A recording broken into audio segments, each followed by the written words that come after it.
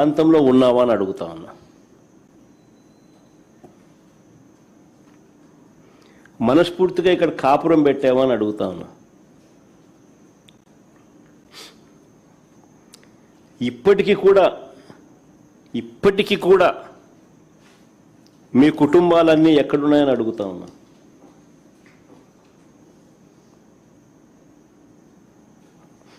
రెండు 2019 వరకు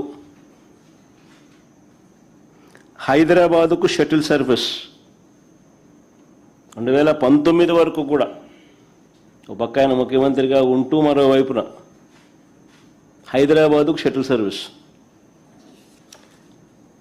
ప్రతిపక్ష నాయకుడిగా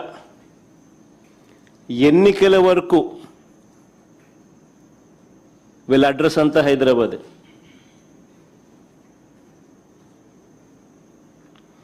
ఇప్పుడు కూడా వారానికి 2 రోజులు, వారానికి 5 రోజులే ఇక్కడ. అది ఈయన పవన్ కళ్యాణ్, ఈయన కొడుకు అయితే అది కూడా వారానికి 4 రోజులు ఉంటే గొప్ప సంగతి. పవన్ కళ్యాణ్ అయితే అసలు ఆయన ఎప్పుడు ఉంటాడో కూడా తెలియదు.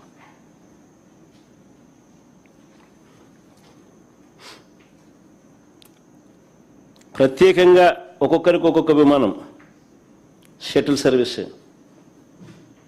ఇవన్నీ వాస్తవాన్ని నేను చెప్పేటివి. ఏదైనా కానీ దుమ్మెత్తిపోయాలా అసెంబ్లీ అన్నది, అసెంబ్లీలో దుమ్మెత్తిపోయాలి అనే ఒక ఆరాటంతో మమ్మల్ని తిడతారు తప్ప మేము అడిగే ప్రతి ప్రశ్న వాస్తవంగా లోతైన ప్రశ్నలు, ప్రతి ఒక్కరూ ఆలోచన చేయదగ్గ ప్రశ్నలు. ఫేర్గా నిజంగా ఈ సబ్జెక్ట్ మీద మాట్లాడదాం, ఫేర్గా ఈ సబ్జెక్ట్ను ప్రస్తావిద్దాం. వైఎస్ఆర్సీపీ ఈ ప్రాంతానికే కాదు, రాష్ట్రంలో ఏ ప్రాంతానికి అప్పుడు, ఇప్పుడు, ఎప్పుడు వ్యతిరేకం కాదు అనే విషయం స్పష్టంగా మరొక్కసారి చెప్తా ఉన్నా.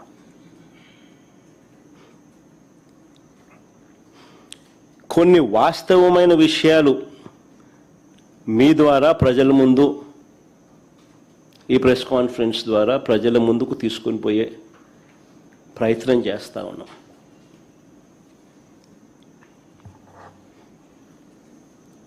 చంద్రబాబు నాయుడు గారు చెప్పిన లెక్కల ప్రకారమే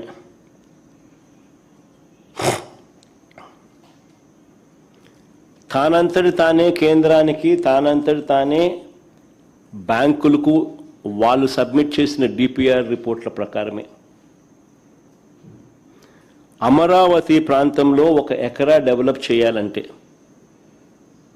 డెవలప్ అంటే బిల్డింగులు కాదు, డెవలప్ అంటే కేవలం అక్కడ రోడ్లు, కరెంటు, డ్రైనేజు, నీటి సదుపాయాల కల్పనకు మాత్రమే. వీళ్ళ లెక్కల ప్రకారమే ఎకరాకు 2 కోట్ల రూపాయలు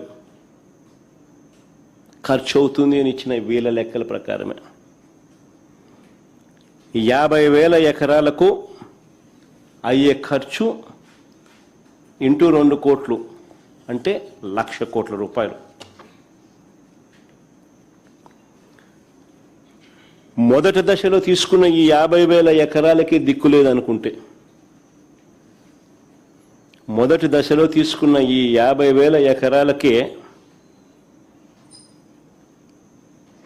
దీనికి అయ్యే 1,00,000 కోట్ల రూపాయలకు కే దిక్కు లేదు అని అనుకుంటే,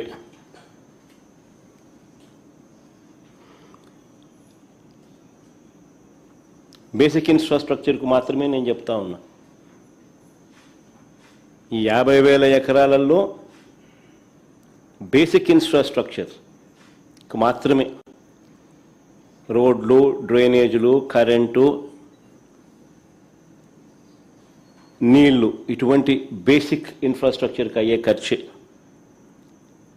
ఎకరాకు 2 కోట్ల చొప్పున 1,00,000 కోట్ల రూపాయలకు దిక్కు లేదనుకుంటే, రెండో దశలో మరో 50,000 ఎకరాలు తీసుకుంటానని చెప్తా ఉన్నాడు. అందులో సుమారు 20,000 ఎకరాలకు ఇప్పటికే నోటిఫికేషన్ కూడా ఇచ్చేశాడు. రెండో దశకు